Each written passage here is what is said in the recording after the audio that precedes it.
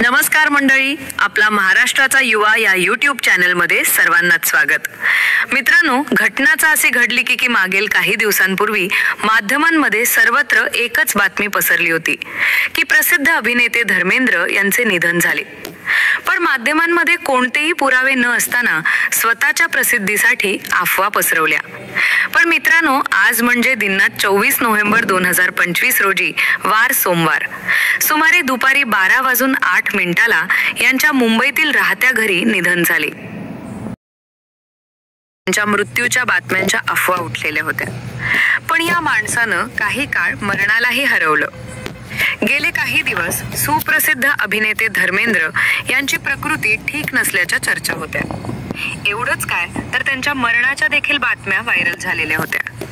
त्यानंतर त्यांना रुग्णालयातून घरीही आणण्यात आलेलं होतं। पण आज वयाच्या 89व्या वर्षी त्यांनी अखेरचा श्वास घेतला आहे। या बातमीने सध्या संपूर्ण बॉलिवूड शोक सागरात बुडाले आहे। गेल्या काही दिवसांपासून प्रकृती अस्वस्थतेमुळे धर्मेंद्र यांच्यावर मुंबईतल्या ब्रीच कँडी रुग्णालयात उपचार सुरू होते। तब्येत खालावल्यामुळे धर्मेंद्र यांना साधारणतः 12 दिवसांसाठी रुग्णालयात दाखल करण्यात आलेलं। त्यानंतर धर्मेंद्र यांना रुग्णालयातून डिस्चार्ज देण्यात आलेला होता आणि तेव्हापासून ते घरीच होते। पण अखेर त्यांच्या जुहूतील राहत्या घरी त्यांनी अखेरचा श्वास घेतला। अद्याप देओल कुटुंबियांनी धर्मेंद्र यांच्या मृत्यूबाबत कोणतीही अधिकृत माहिती दिलेली नाही। पण मिळालेल्या माहितीनुसार धर्मेंद्र यांच्यावर अंत्यसंस्कारही करण्यात आलेत।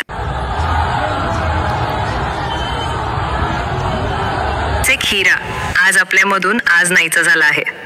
माहिती आवडली असेल तर कमेंट नक्की करा। अशाच सामाजिक, आर्थिक, सांस्कृतिक व राजकीय घडामोडीसाठी आपल्या महाराष्ट्राचा युवा या YouTube चॅनल सबस्क्राइब करा। धन्यवाद।